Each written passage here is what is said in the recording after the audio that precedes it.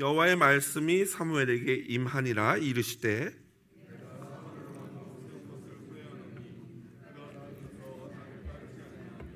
내 명령을 행하지 아니하였음이니라 하신지라. 사무엘이 근심하여 온 밤을 여호와께 부르시니라.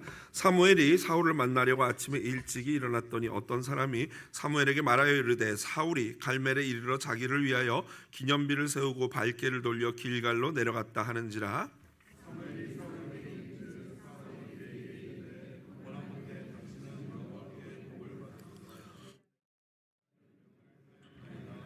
사무엘이 이르되 그러면 내 귀에 들려오는 이 양의 소리와 내게 들리는 소의 소리는 어찌 됨이니까 하니라.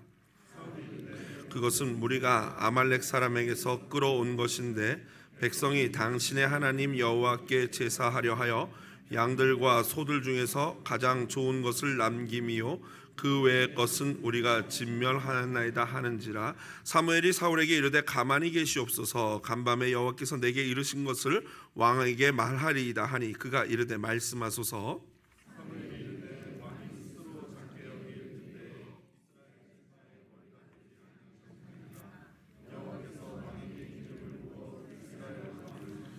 또 여호와께서 왕을 길로 보내시며 이르시기를 가서 죄인 아말렉 사람을 진멸하되 다 없어지기까지 치라 하셨거늘 어찌하여 왕이 여호와의 목소리를 청종하지 아니하고 탈취하기에만 급하여 여호와께서 악하게 여기시는 일을 행하였나이까. 사울이 사무엘에게 이르되 나는 실로 여호와의 목소리를 청종하여 여호와께서 보내신 길로 가서 아말렉 왕 아각을 끌어왔고 아말렉 사람들을 진멸하였으나 멸한 것 중에서 가장 좋은 것으로 길갈에서 당신의 하나님 여호와께 제사하려고 양과 소를 끌어왔나이다 하는지라. 사무엘이 이르되 여호와께서 번제와 다른 제사를 그의 목소리를 청종하는 것을 좋아하신 같이 좋아하시겠나이까. 순종이 제사보다 낫고 듣는 것이 순양의 기름보다 나으니 이는 거역하는 것은 점치는 죄와 같고 완고한 것은 사신 우상에게 절하는 죄와 같음이라. 왕이 여호와의 말씀을 버렸으므로 여호와께서도 왕을 버려 왕이 되지 못하게 하셨나이다 하니. 아멘. 사무엘상 15장 10절로 23절 본문 말씀 가지고요 후회하시는 하나님이라는 제목으로 말씀의 은혜 나누도록 하겠습니다. 여러분, 갓난아기를 보면요 그 자체로 이쁘고 사랑스럽죠. 그런데 그 아이가 조금씩 자라면서 말을 하게 되고 걷게 되면은 부모들에게는 그 역시 큰 기쁨과 즐거움입니다. 동시에 그런 어린 아이들은요 자신의 세계가 오직 엄마 아빠가 전부이죠. 모든 전 세계가 엄마 아빠일 뿐입니다. 그런데 조금 더 시간이 지나면 이제 이 아이가 자아가 생기면서 엄마 아빠의 말을 듣습니까? 안 듣습니까? 안 듣게 되죠. 제가 엊그제 보니까 우리 루아가 이제 몇 개월이에요? 우리 루아가 이제 17개월인데 벌써 카시트에 앉기 싫다고 이렇게 이제 엄마 말을 안 듣기 시작하더라고요. 그런데 그래서 우리나라에 미운 7살 말이 있었는데 요즘에는 이제 지금 들은 것처럼 빨라졌어요. 미운 3살이 돼버렸어요. 딱 미운 3살 벌써 애들이 조숙해져가지고. 그런데 여러분, 이게 결코 나쁜 일만은 아니죠. 왜냐하면은 아이가 자아가 생기고 스스로 무엇인가를 판단할 수 있게 되고 무엇이 옳고 그른지를 경험하는 이 시간이기 때문에 굉장히 중요하고 의미가 있죠. 다만 이제 부모로서 우리들의 같은 마음은 아유 저 녀석이 나처럼 하나님 말 안 듣고 깨지고 혼나고 그렇게 배우기보다는 이미 경험한 아빠 엄마의 말 듣고 순종해서 그런 고통이 없었으면 좋겠다라고 해서 이 엄마 아빠들은 선배로서 이렇게 조언을 하고 잔소리를 하죠. 그러다 자녀가 성인이 되면요 더 이상 부모의 말이 이제 전부가 아니게 되죠.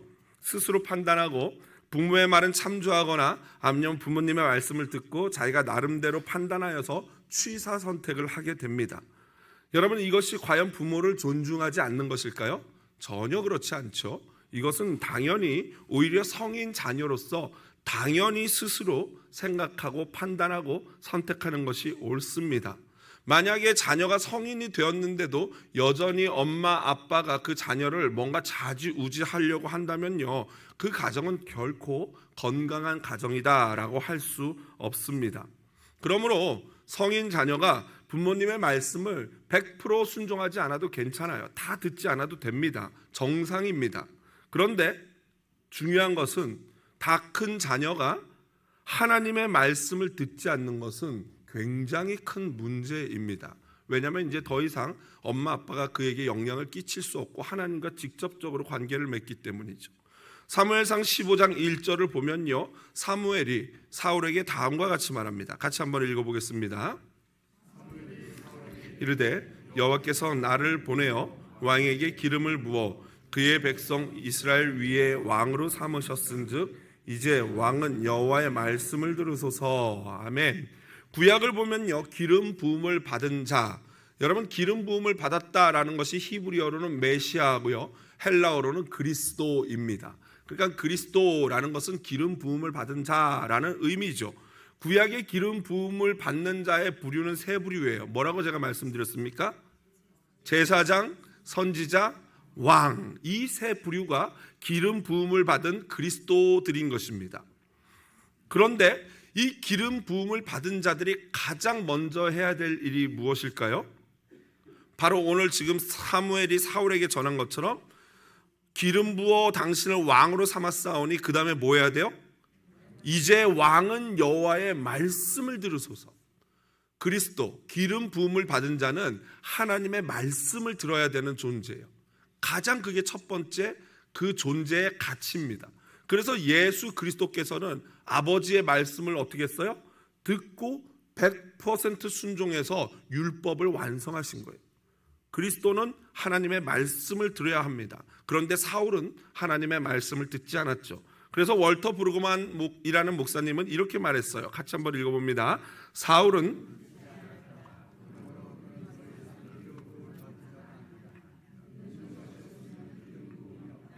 듣는 것이 모든 것이다. 그렇습니다.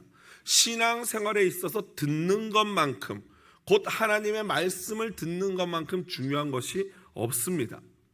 지난 주일 저희 교회는요, 주일학교 전체 PTA 모임을 가졌습니다. 거기서 우리 교회는 다음 세대 교육을 위한 프로그램을 D6라는 것을 택했는데요, 이것은 신명기 6장을 뜻하는 것입니다.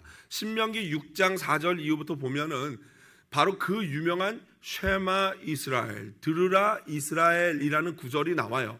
그래서 이스라엘 사람들은 이 구절을 가지고 교육의 어떤 띠임으로 삼아서 자녀들을 교육하고 있습니다. 그것을 우리 기독교로 고스란히 가져와서 하나님의 말씀으로 부모가 직접 자녀를 교육한다라는 그 프로그램이 바로 이 D6예요. 가정에서 부모가, 교회에서는 전도사님과 교사가 우리 자녀들을 책임지고 자녀와 가정과 자녀와 교사가, 교회가 삼위일체가 돼서 교육을 하는 것, 이게 바로 D6입니다. 그래서 우리 부모들은요, 언제든지 하나님의 말씀을 앉을 때나 설 때나 나갈 때나 들어올 때나 가르치고 강론하고 들려주고 보여주어야 한다라는 게 우리 이 교육 프로그램의 핵심이죠. 여러분, 우리 아이들이 성인이 되기 전, 즉 부모의 이 말에 전적으로 순종해야 되는 그 시기에는 우리가 딱 한 가지만 거의 세뇌시키듯이 가르쳐야 돼요. 그건 뭐냐면 부모의 말을 죽을 때까지 순종하라, 이게 아니에요. 그 부모의 말에 전적으로 순종하는 그 어린 아이들 시기에 딱 한 가지, 누구의 말을 듣도록 훈련하면 돼요? 그렇죠. 그 시기에 오직 이 아이들이 하나님의 말씀을 듣도록 훈련을 시키는 거예요. 그리고 나서 아이들이 성인이 돼요. 그러면 그 다음부터는 우리가 할 게 없어요. 떠나보내야 돼요. 내버려둬야 돼요. 다만 그러면 부모님들이 그냥 책임 안 지고 내버려 두기만 합니까? 뭘 하면 돼요? 그렇습니다. 그냥 기도가 아니고 뭘 하면서 기도해야 돼요? 그렇죠. 눈물로. 예수님이 그러셨죠? 너와 너의 자녀를 위해서 울라. 날 위해 울지 말고 예루살렘 너의 자녀를 위해서 울라. 성인이 된 자녀의 부모님들은 이제 할 거는 눈물로 기도하는 것밖에 없는 줄로 믿습니다. 오늘 본문의 내용은요, 하나님의 말씀에 불순종하는 사울과 그를 왕으로 세운 것을 후회하시는 하나님, 그리고 그 사이에서 괴로워하는 사무엘의 이야기입니다. 우리는 비교적 사울과 사무엘의 대화가 자세하게 상세하게 기록되어 있기 때문에 이 내용을 통해서 하나님이 가장 기뻐하시는 것이 무엇이고 하나님이 가장 싫어하는 것이 무엇인지를 알 수 있어요. 그것은 무엇입니까? 하나님의 말씀을 듣고 순종하는 것을 하나님은 가장 기뻐하시고, 하나님의 말씀을 듣고도 순종하지 않는 것을 하나님은 가장 싫어하십니다. 하나님은 아말렉을 진멸하라는 명령을 불순종하는 사울을 보면서 뭐라고 사무엘에게 말합니까? 내가 그를 왕으로 세운 것을 어떻게 해요? 후회한다 라고 말씀하셔요. 그래서 사무엘은 밤새 기도합니다. 여러분, 사무엘은 뭘 기도했을까요? 밤새 사울을 위해서 기도했겠죠. 하나님, 사울이 정신 차리고 제발 돌아서서 하나님 불순종하는 게 아니고 순종하게 해주세요 라고 기도했을 것입니다. 아니면 하나님의 마음을 좀 바꿔주세요 라고 중보했을 것입니다. 그런데 사무엘의 기도는 소용이 없어요. 왜요? 지금은 사무엘이 기도할 때가 아니고 누가 기도할 때요? 사울이 기도할 때거든요. 지금은 사무엘이 기도할 때가 아니에요. 누군가 날 위해 기도해 주는 것이 굉장히 중요하고 힘이 되는 게 맞죠. 하지만 언젠가 때가 되면 결국 사울 스스로 무릎 꿇고 기도해야 한다는 것입니다. 바로 지금이 그때인 것이죠. 오늘 본문 10절부터 15장 마지막 35절까지가 한 섹션 이야기예요. 이 이야기를 가만히 보시면요, 11절에 하나님이 후회하셨다라고 시작하고요, 35절에도 하나님이 후회하셨다라고 마무리가 됩니다. 그러니까 이 섹션의 가장 중요한 건 뭐예요? 하나님이 후회하셨다라는 거예요. 하나님이. 그런데 이게 굉장히 신학적으로 문제가 됩니다. 왜 문제가 돼요? 하나님이 후회하신다라는 이것이 사실은 하나님의 대표적인 속성인 전지하심, 모든 걸 다 아시는 것, 전능하심, 모든 걸 다 하실 수 있는 이 하나님의 속성을 부정하는 말이 되거든요. 우리 인간은 후회해요, 안 해요? 후회합니다. 그건 우리가 완전하지 못하고 실수투성이고 죄인이라는 표현이거든요. 그런데 하나님이 후회하신다면 하나님은 완전하시지 못한 분인가? 다 알지 못하는 분인가? 이런 문제가 생기거든요. 한마디로 사울이 이렇게 변할 줄 모르고 내가 쟤를 왕으로 세웠다, 이런 의미처럼 들려지지 않습니까? 그런데 또한 그것뿐만 아니라 성경 안에도 내적인 모순이 있어요. 바울은 다음과 같이 말합니다. 로마서 11장 29절 같이 읽어봅니다. 하나님의 은사와 부르심에는 후회하심이 없다. 아멘. 그런데 여기서 바울은 후회하심이 없다 그랬는데 오늘 본문은 하나님이 정확히 후회한다라는 말이 계속 반복적으로 나와요. 도대체 이거를 어떻게 우리는 해석해야 될까요? 그래서 무신론자들은요, 이런 본문을 보면 거봐라, 너희 하나님 진짜 무능하지 않냐, 모순투성이다, 성경이 앞뒤가 안 맞아, 여기선 이렇게 얘기하고 저기선 저렇게 얘기한다 라고 공격을 합니다. 하지만 오늘 본문은 그런 본문이 아닙니다. 소위 하나님이 후회하신다라는 이 표현을 신학적 용어로는요, 신인 동형 동성론 또는 신인 동성 동형론, 순서 바꿔서 말해도 상관없습니다 라고 말합니다. 이건 뭐냐면요, 하나님을 인간에 빗대어서 우리들이 이해하기 쉽게 표현하는 그러한 방법을 말하는 거예요. 예를 들면 하나님이 우리를 손으로 빚으셨다 했을 때 그것이 바로 이런 표현이에요. 하나님은 영이시기 때문에 손이 없잖아요. 그런데 손으로 빚었다라는 표현은 어떤 의미예요? 그만큼 사랑과 정성으로 인간을 지으셨다라는 표현일 뿐이지 진짜 그게 이 막 손가락이 있으신 하나님을 의미하는 게 아니라는 거죠. 그게 바로 이 표현 방법인 것입니다. 그러니까 지금 여기서 하나님이 후회하신다는 거는 진짜 인간처럼 실수투성이다라는 의미가 아니고 뭘 말하는 거예요? 그만큼 안타깝다, 지금 너무 속상하다, 지금 사울 때문에 하나님의 마음이 무너지고 있다, 깨지고 있다 라는 그런 표현인 것이죠. 그래서 유진 피터슨 목사님은요, 오늘 본문에 대해서 신학적인 난제를 풀려고 하기보다 이야기를 있는 그대로 이해하려는 것이 중요하다라고 말하면서 다음과 같은 말을 이어갑니다. 같이 읽어봅니다. 사무엘은 그가 지은 죄로 인해 후회하고 비통하고 슬퍼하셨다. 사울은 계산하지만 하나님은 염려하신다. 이것은 하나님에 대한 추상적인 신학이 아니라 인간의 죄에 민감하신 하나님에 관한 이야기다. 사울이 인간적이지 못한 모습으로 변해갈수록 하나님은 인간적인 분이 되시는데 이는 성육신을 선취하는 것이다. 아멘. 너무나도 중요한 말씀이에요. 너무나 명쾌하게 말했어요. 무슨 말입니까? 하나님과 사무엘은 사울이 지은 죄 때문에 막 슬퍼하셨어요. 하지만 사울은 계산하고 있어요. 이게 양이 한 마리당 얼마고 이걸 살리면 얼마가 남고. 그런데 하나님은 사울을 케어하셔요. 불쌍히 여기시고 안타까워하시는 거예요. 그러니까 여기서 하나님이 뭐 신학적으로 후회할 수 있어 없어 이게 중요한 게 아니라 하나님이 얼마나 죄에 대해서 민감하게 여기시고 인간인 우리보다도 더욱더 인간적인 분이신지를 우리는 알아야 한다는 거예요. 그렇게 인간을 사랑하시고 인간처럼 행동하신 하나님은 결국에는 나중에 완전한 인간이 되셨는데 그게 뭐예요? 성육신 예수 그리스도라는 거예요. 그만큼 하나님은 저와 여러분을 사랑하시는 줄로 믿습니다. 그러므로 이 이야기에서 중요한 것은 이 질문이 아니에요. 하나님이 후회하실 수 있는가? 이런 신학적인 질문이 아니에요. 여기서 가장 중요한 질문은 이거예요. 과연 나의 승리가 하나님을 후회하거나 슬프게 만들진 않는가? 이 질문을 스스로 하기를 원하는 것입니다. 이 사무엘서 저자는 이 본문을 보면서 우리가 이 질문을 하기를 원하는 거예요. 하나님은 저와 여러분에게 이미 많은 축복과 은혜를 주신 줄로 믿습니다. 물론 어떤 분들은요 이렇게 얘기할 수 있어요. 목사님 저는 삶이 너무 괴롭습니다 라고 말하실 수 있어요. 그리고 제가 실제로 신방을 다녀보면은 뭐 한국에도 그렇고 미국도 그렇고 실제로 어려운 성도님들이 많이 계십니다. 충분히 그 힘든 인생임을 공감하고 저 역시도 여러분 못지않게 어려운 삶을 살아왔던 사람이기도 하고요.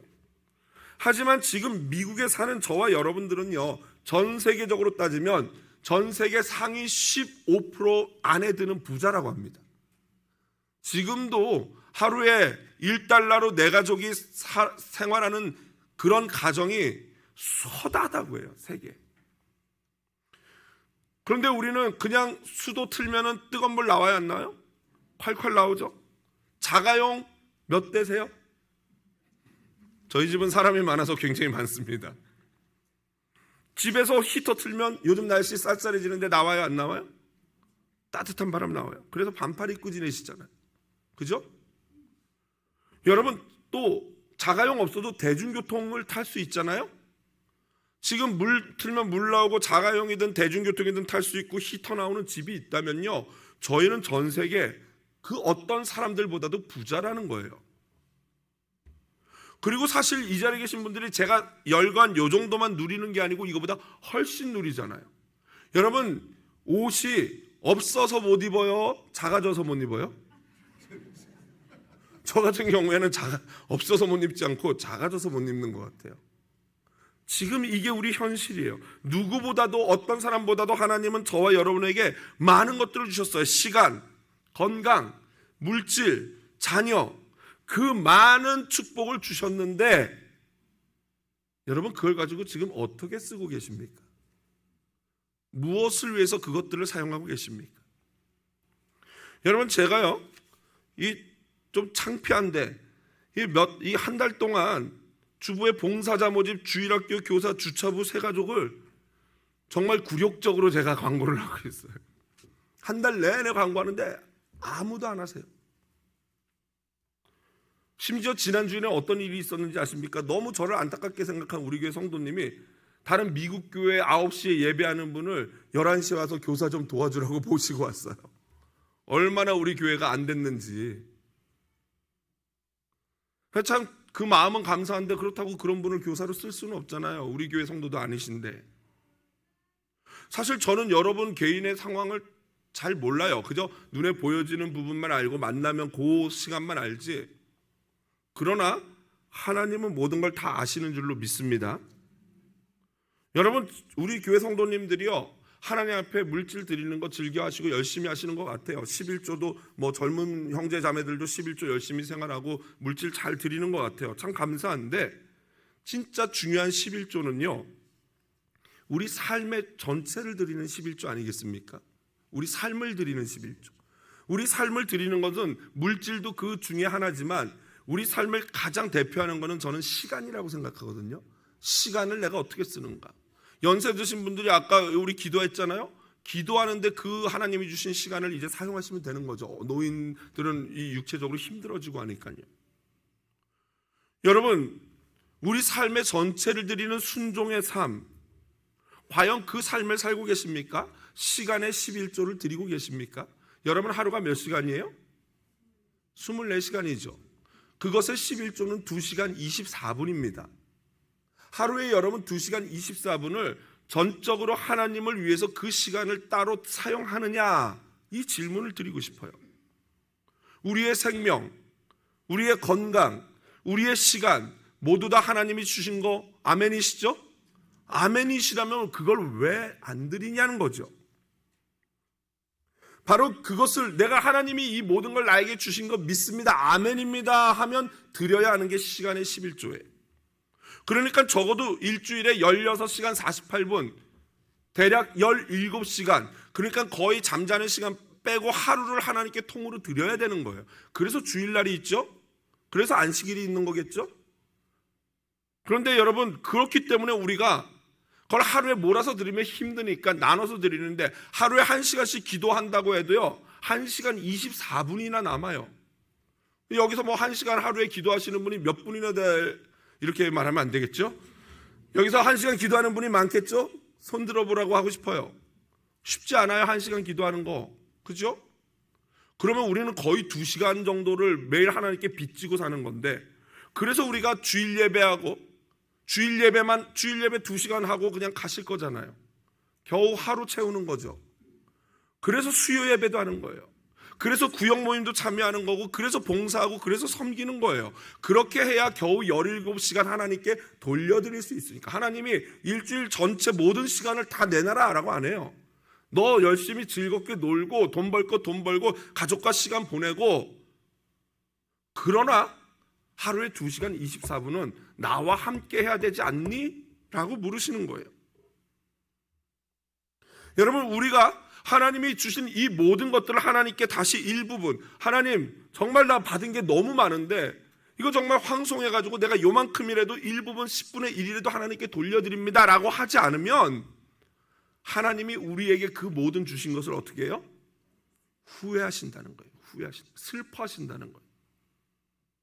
여러분, 우리가 왜 그렇게 다시 돌려드려야 되냐면, 그것을 돌려드릴 때 우리의 영혼이 더욱더 건강하게 살 수 있기 때문인 줄로 믿습니다. 그런데 하나님이 만일 저와 여러분을 보면서, 저 녀석 괜히 축복해줬다, 쟤야 괜히 건강 줬다, 실컷 놀러만 다니고, 쟤 괜히 물질 줬네, 쟤 괜히 시간 줬네, 이렇게 후회하신다면은 여러분 어떻게 하시겠습니까? 제가 지난주 중에 신방을 몇 군데 다녔는데요, 이사 신방을 했어요. 어디 사시는 분이냐면요, 원래 이 바다 건너 타코마 아시죠? 저쪽 타코마, 이렇게 만 지나서 타코마, 거기를 이제 신방을 갔는데, 그분 집사님 댁 그 전 집에도 신방을 갔는데 집이 좋아요. 바다가 쫙 보이는 뷰가 있고 테라스가 있어서 거기서 고기도 구워 먹고, 뭐 집이 밀리언 정도 했던 그런 집이었어요. 근데 그분이 이사를 했어요. 바다를 건너서 우리 페더럴웨이 가까운 곳으로 왔어요. 페더럴웨이까지는 못 들어오고 브라운스 포인트 이쪽 들어오신 것 같아요. 그래서 왜 이사를 했냐고 여쭤봤더니 새벽 기도를 거기서 올려니까 너무 힘들대요. 그래서 이사한 목적이 딱 하나예요. 뭐예요? 새벽 기도 나오려고, 잘 나오려고, 편하게 나오려고. 여러분, 뭐 이분처럼 막 이사하고 싶으면 이사하고 할 수 있는 모든 상황이 되는, 그런 상황이 되는 분이 몇이나 되겠습니까? 저 역시도 뭐 아무리 뭐 하고 싶어도 할 수가 없는 그런 상황들이기 때문에 충분히 이해를 합니다. 그런데 진짜로 아까 제가 소개했던 그 집사님처럼 모든 상황이 되는 분들, 내가 지금 시간도 있고 물질도 있고 힘도 있고 건강도 있고 다 허락하는데, 그 남는 그 잉여의 축복들, 시간, 체력, 물질, 건강, 도대체 어디다 쓰려고 그렇게 아껴두는 것입니까? 꼭 하나님을 후회하게 만들어야 속이 시원하시겠습니까? 원래 1부 때는 이게 웃음 포인트였거든요. 이게 왜냐면요, 이게 한국의 유명한 영화의 대사예요. 그렇게 해야 속이 후련하냐? 이렇게 나오는 그런 대사인데 죄송합니다. 어쨌든 하나님을 꼭 후회하게 해야지만 우리 속이 시원해지겠습니까? 사울처럼. 여러분, 밤새 사울을 위해서 사무엘이 눈물로 기도했어요. 하나님 제발 용서해 주세요. 걔가 뭘 몰라서 그럽니다. 그런데 아침에 들려온 소식은요, 오히려 사울의 죄를 더욱더 확신하게 하는 소식밖에 안 들려요. 뭘 했어요, 사울이? 자기를 위해서 기념비를 쌓았대. 자기를 위해서. 여러분, 이것이 사울의 중심이 어디 있는지를 정확히 보여주는 사건입니다.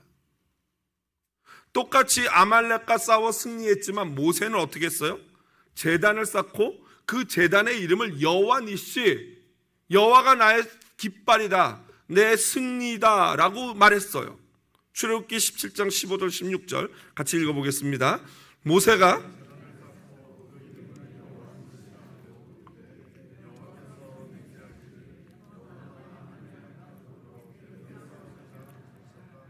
아멘. 철저하게 하나님의 영광을 노래한 거예요. 하지만 사울은 모세와는 정반대로 자신의 영광을 찬양합니다. 이것이 사울의 근본적인 문제죠. 자신을 높이고 자기가 경배받고 자기가 영광 받으려는 마음. 이것을 다른 말로 말하면 교만이라고 이야기합니다. 그리고 이 교만은 하나님이 주시는 마음이 아니라 누가 주는 마음이에요? 사탄이 주는 마음이에요. 사무엘이 드디어 사울을 방문합니다. 만났어요. 그랬더니 사울이 이렇게 얘기해요. 여호와께 복을 받으십시오. 그러고는 13절에 보니까 내가 여호와의 명령을 했습니다. 지켰습니다. 여러분 어때요? 역겹죠? 가식적이죠? 사울은 자신이 여호와의 명령을 다 수행했다라고 얘기해요. 그런데 문제는 하나님은 뭐라고 얘기합니까? 11절 보십시오. 그가 돌이켜 나를 따르지 아니하며 내 명령을 행하지 아니하였다. 사울은 하나님의 명령 다 지켰습니다. 하나님은 걔가 내 명령 지키지 않았다. 누구 말이 맞아요? 그렇죠. 하나님 말이 맞아요. 당연하죠. 그런데 사울은 자신을 옳게 보이려고 계속해서 본인 말이 맞다라고 우겨요. 이 핑계 저 핑계 대요. 그런데 여러분, 이게 더 심각한 게 뭔지 아십니까? 하나님은 네가 순종 안 했다 말씀하시는데 사울 본인은 순종했습니다 라고 우겨요. 사울 말이 맞으면 하나님은 뭐가 되는 거예요? 거짓말쟁이 되는 거예요. 그러니까 사울이 우기는 게 얼마나 무식하고 무시무시한 건지를 본인은 모르고 계속 우기는 거죠. 하나님을 거짓말쟁이로. 신성모독이죠. 이러한 사울의 불순종은요, 사무엘과의 관계에 중대한 몇 가지 변화를 가져옵니다. 그것을 살펴보기 전에 계속해서 사울과 사무엘의 대화를 살펴보고 그 변화가 무엇인지 나눠보겠습니다. 사울이요, 하나님의 명령을 다 수행했다고 하니까 사무엘이 그러죠. 아니 그러면 내 귀에 들리는 소와 양 소리는 뭡니까? 그러자 사울은 바로 그것은 무리가 끌고 왔다. 그리고 백성이 당신의 하나님 여호와께 제사하려고 가장 좋은 곳으로 남겨놨다라고 말합니다. 그때 사무엘이 사울에게 Be quiet, 조용히 하십시오. 우리 한글 성경에는 가만히 계십시오 나오는데 이 원어적으로는 Be quiet, 입 다무십시오. 이제 하나님이 내게 하신 말씀을 들으십시오 라고 얘기합니다. 세 가지죠. 첫 번째 17절, 먼저 하나님께서 왕이 겸손할 때 당신에게 기름을 부어서 왕으로 세워주셨습니다. 높여주셨습니다. 두 번째, 하나님은 하나님을 대적하는 죄인 아말렉을 진멸하라고, 다 죽이라고 명령하셨습니다. 하렘. 그런데 세 번째 19절, 사울은 하나님의 목소리를 듣지 않고 탈취하기에만 급급했습니다. 이게 팩트예요. 사실이에요. 이렇게 정확한 죄의 증거들이 있는데 사울은 그래도 끝까지 20절에 나는 진짜로 하나님의 명령을 지켰습니다 라고 대답을 해요. 그러면 누가 문제라는 거예요? 나는 지켰는데 백성들이 당신의 하나님 여호와께 드리려고 이것들을 남긴 겁니다. 그러자 그 유명한 구절, 사무엘이 순종이 제사보다 낫고 듣는 것이 순양의 기름보다 낫습니다. 두 사람의 이 대화에서 세 가지 변화가 있어요. 첫 번째는 다툼이죠. 여러분, 죄인이요, 죄를 뉘우치지도 않고 계속 우기고 변명하면 어떻게 돼요? 다툴 수밖에 없어요. 분명히 하나님의 말씀에 죄인데, 죄라고 말하는데도 계속 핑계대고 우기면요, 그 관계에서는 샬롬이 있을 수가 없는 거예요. 하나님이 죄라고 말하면 어떻게 해야 돼요? 맞습니다, 내가 죄인입니다라고 할 때 샬롬이 생기는 거죠. 두 번째로 변명이에요. 사울은 계속해서 변명하죠. 백성, 무리, 심지어 하나님 제사하려고. 이 모든 상황에서 누가 빠져 있어요? 사울 스스로 본인은 딱 빠져 있어요. 무리가 잘못했고, 백성이 잘못했고, 그리고 심지어 누가 잘못했어요? 예배 좋아하는 하나님 당신 잘못이고, 그것 때문에 내가 양을 남겨놨으니까. 그러니까 자기가 온갖 죄를 다 저질러 놓고 나는 몰라요, 나는 상관없어요. 정확히 에덴에 있던 누구와 비슷합니까? 아담 후손인 게 분명해요. 하나님이 주신 그 여자 때문에 내가 선악과 먹었습니다. 누가 잘못했다는 거예요? 여자가 잘못했고, 그 여자를 주신 하나님이 잘못했고. 마지막 세 번째로, 그런 자에게는 심판. 사무엘이 사울을 도와주고 서포트하는 그런 관계였다면 이제는 심판을 선언하는 관계가 됐어요. 하나님의 말씀을 듣고 순종하는 것은 어떤 종교적 행위보다 하나님이 기뻐하셔요. 예배 역시도 순종의 일부 아닙니까? 문제는 사울과 우리는 너무나도 자주 하나님의 그 말씀을 버린다는 거예요. 더 큰 문제는 바로 그 하나님의 말씀을 버리는 결과죠. 여러분, 불순종이 얼마나 무서운 죄인지 23절 상반절을 보십시오. 사무엘이 다음과 같이 말해요. 거역하는 것은 점치는 죄와 같고 완고한 것은 사신 우상에게 절하는 죄와 같습니다. 무슨 말입니까? 하나님의 말씀을 불순종하는 것은 점치는 죄와 같대요. 그건 뭐예요? 요행을 바라는 거예요. 말씀에 순종하지 않고도 복받기를 바라는 요행, 그런 점치는 죄와 같고, 사신 우상에게 절하는 완고한 것, 고집센 것, 끝까지 죄 안 졌다고 하는 것. 이 완고한 것은요, 사신이라는 것은 살아있는이 아니라 간사한 신, 악한 신의 한자어예요. 간사한 신에게 우상 숭배하는 죄와 같다. 마음에 고집피고 끝까지 하나님이 잘못했다 그러는 사람은 우상 숭배하는 거, 자기가 신인 거죠. 그러니 이런 죄를 짓고도 살기를 바라는 것은 터무니없는 일인 것입니다. 하나님 말씀에 불순종하는 것이 이렇게 무서운 죄예요. 그 결과가 무엇입니까? 마지막 절 23절 하반절 보십시오. 왕이 여호와의 말씀을 버렸으므로 여호와께서도 왕을 버려 왕이 되지 못하게 하셨나이다. 우리는 정확하게 알아야 됩니다. 우리에게 주신 모든 것은 누가 주신 거예요? 하나님이 주신 거예요. 그런데 그것들을 주신, 모든 걸 주신 하나님을 버리면 어떻게 돼요? 하나님이 주셨던 것을 거두어 가신다는 거예요. 하나님을 버리면 그거 내가 갖고자 했던 모든 것을 버리는 것과 똑같은 거예요. 말씀을 정리합니다. 여러분, 신앙생활은요, 기본적으로 대가 지불이라는 게 있어야 해요. 여러분, 오늘 이 자리에 오시기 위해서 대가 지불 했어요, 안 했어요? 하셨죠. 피곤한데 일찍 일어나서 화장하고 샤워하고 꾸미고 옷 다리고, 거기다가 더 쉬고 싶은 마음을 누르고 가스값 사용해서, 뭐 멀리서 오는 분들은 뭐 1시간 막 이렇게 걸리는 분들 계셔요, 우리 성도들 중에. 그리고 또 와서 헌금까지 드리면서 이 모든 시간과 물질과 나의 정력을 다 주님께 드린 거 아닙니까? 그래서 이 자리에 오신 거죠. 아주 잘하신 거예요. 첫 발을 굉장히 잘 디디신 분들입니다. 우리 옆에 분 한번 어깨를 툭툭 쳐주며 잘했습니다, 잘하셨어요, 칭찬해 주세요. 잘 순종하셨습니다.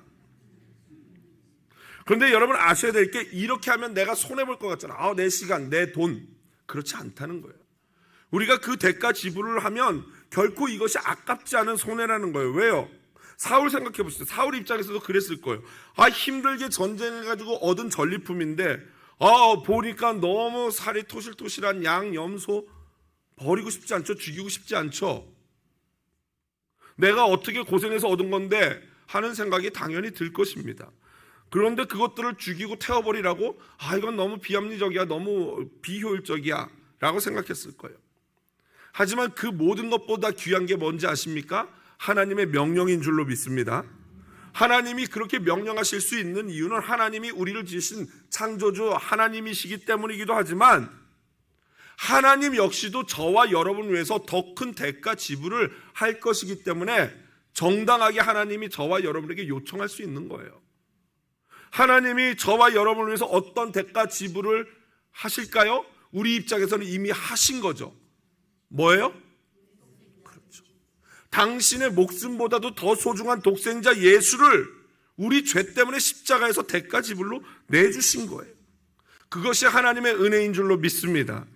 예수 그리스도 성령만이요 우리에게 주어지는 공짜의 은혜예요. 이제 나머지는 우리 역시도 대가 지불을 해야 돼요. 여러분, 성령의 충만도 그렇습니다. 여러분, 성령 충만이라는 게 그냥 앉아있으면 오는 건 줄 아십니까? 아니에요. 성령 하나님은 인격이기 때문에 간절히 원하는 자에게 오시는 줄로 믿습니다. 오순절 마가다락방 생각해 보십시오. 오순절 마가다락방 하면은 그저 막 그냥 불의 혀같이 갈라지고 방언하고 이런 것만 생각하시는데 그게 그냥 된 게 아니에요. 그 전에 뭐가 있었어요? 성령을 받기 전까지 사순절 기간이 지나고 40일 동안 예수님이 이 땅에 머물다가 승천하셨죠. 그리고 오순절 되기 10일까지 하나님이 예수님의 기다리라는 명령에 따라서 마가다락방에 120명의 성도가 모여서 매일 기도했어요. 부르짖어 기도했어요. 힘쓰고 애써 기도했어요. 사도행전 1장 14절 보십시오. 이렇게 돼 있어요. 더불어 마음을 같이하여 오로지 뭐 했어요? 기도에 힘썼다. 120명이, 그러니까 지금 이 자리에 계신 딱 이 정도 성도들의 숫자죠. 매일 10일 동안 모여가지고 밤마다 뭐 했어요? 오로지 거기에 집중하여서, 이 뭐 돈 버는 거고 뭐 이런 거 다 집어치운 것 같아요. 아니죠. 낮에는 열심히 하고 왔겠죠. 그걸 하지만 거기에 마음이 있는 게 아니라 기도하는 데 마음을 쓰면서 모여서 기도했어요. 그 결과가 뭐예요? 힘쓰고 애써 오로지 부르짖어 기도했더니 뭐가 나타났어요? 성령의 충만함이 나타난 줄로 믿습니다. 이게 대가 지불이에요. 여러분, 구약의 기름 부음을 받은 존재가 누구누구라 그랬어요? 제사장, 선지자, 왕이라 그랬어요. 그런데 이 세 직분이 예수 그리스도에게 깔때기처럼 통합이 돼요. 그래서 이거를 신학적 용어로 뭐라 그러냐면 그리스도의 삼중직이라 그래요. 세 가지 직분이 예수 안에서 하나가 됐다는 거예요. 그런데 그 예수님이 우리에게 성령을, 신약의 성도들인 우리에게 성령을 주시면서 예수님의 그 삼중직이 우리에게도 흘러 들어왔어요. 그래서 베드로가 우리를 뭐라 그랬어요? 왕 같은 제사장이다 그랬어요. 결국 저와 여러분이 이미 성령의 기름 부음을 받은 그리스도인 줄로 믿습니다. 그렇다고 내가 예수 그리스도다 이러시면 이단되는 거고요. 성령의 기름을 받았다는 의미예요. 그러면 아까 뭐라 그랬어요? 서론에 기름 부음 받은 자가 제일 먼저 해야 될 게 뭐라 그랬습니까? 하나님의 말씀을 듣는 거라 그랬어요. 우리의 문제가 뭔지 아십니까? 하나님의 말씀을 듣지 않아요. 사울처럼 순종하지 않으려 한다는 사실이에요. 즉 대가 지불을 하려고 하잖아요. 여러분, 누구나 자녀를 믿음으로 건강하게 양육하고 싶습니다. 그거 싫으신 분 손 들어보세요. 한 분도 없어요. 그런데 문제는 누구도 교사를 하려고 하잖아요. 우리 자녀는 말씀대로 건강하게 키우고는 싶은데 나는 교사하고 싶지 않아요. 그럼 누가 교사를 할까요? 누구나 맛있는 밥은 먹고 싶어요, 교회에서. 그런데 설거지하는 것은 옆에 이 자매가 했으면 좋겠어요. 누구나 편하고 쾌적한 주차를 원해요. 하지만 주차 봉사는 하지 않아요. 한옥희 집사 혼자 하고 있어요. 누구나 섬김은 받고 싶지만 누구도 섬기려 하지 않아요. 누구나 편하고 깨끗한 환경에서 예배하고 싶지만 의자 줄을 맞추거나 청소하는 것을 하기를 원하지는 않아요. 누구나 성령 충만 받고는 싶지만 그것을 위해서 목이 쉬도록 기도할 생각은 없어요. 여러분, 제가 어렸을 때 옛날에 권사님들이 그랬어요. 방언 받고 싶냐?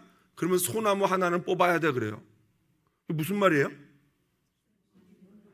산기도 가가지고 요 조그만한 잡을 수 있는 소나무 붙잡고 쥐야 하면서 기도를 해서 이게 흔들다가 나중에 이게 푹 뽑힐 정도가 돼야지 방언이 터진다는 거예요. 진짜로 그랬어요. 그러니까 어렸을 때 제가 초등학교 6학년 수련회 때 가서 방언을 받았는데 정말 기도하고 눈 떠보니까 콧물이 흘러서 바닥에 붙어 있었어요. 코까지 연결돼 있었어요. 수건으로 눈물을 닦는데 짜니까 진짜 과장해서 막 물이 나올 정도예요. 목이 다셨어요. 그러니까 방언이 터지더라고요. 누구나 위로받고 싶어요. 그렇지만 하나님 앞에 나와서 눈물로 애통하며 부르짖을 생각은 안 해요. 예수님이 뭐라 그러셨어요? 애통하는 자는 복이 있나니 저가 뭘 받아요? 위로를 받을 것입니다. 하나님의 축복은 받고 싶은데 축복받을 희생은 절대로 하고 싶지 않아요. 여러분, 생명을 주시고 왕좌를 주시고 건강을 주시고 축복 주시고 자녀를 주신 하나님 앞에 대가집을 곧 말씀 앞에 순종하려 하지 않는다는 게 우리의 문제예요. 그런 우리를 보시면서 하나님이 얼마나 안타까운지 당신의 이미지를 망칠 걸 알면서도 내가 후회한다 라고 말씀하시는 거예요. 그만큼 안타깝다라는 말씀이시죠. 지혜자는 다음과 같이 말합니다. 잠언 25장 13절 같이 읽어보겠습니다. 충성된 사자는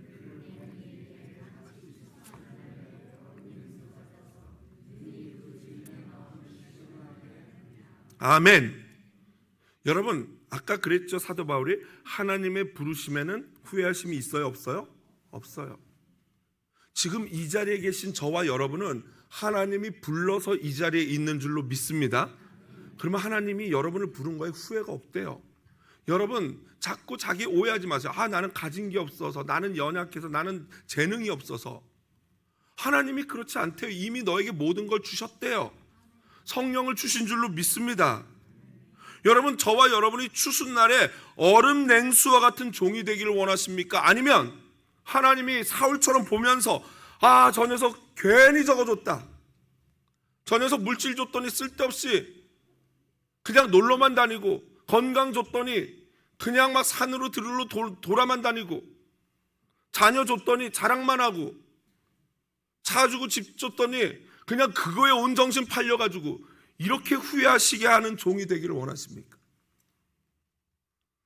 저와 여러분을 하나님의 종으로 부르시면 결코 후회함이 없는 줄로 믿습니다. 그래서 저는 이 자리에 계신 모든 분들이 하나님 앞에 얼음 냉수와 같은 종이요, 얼음 냉수와 같은 자녀가 될 줄로 믿습니다.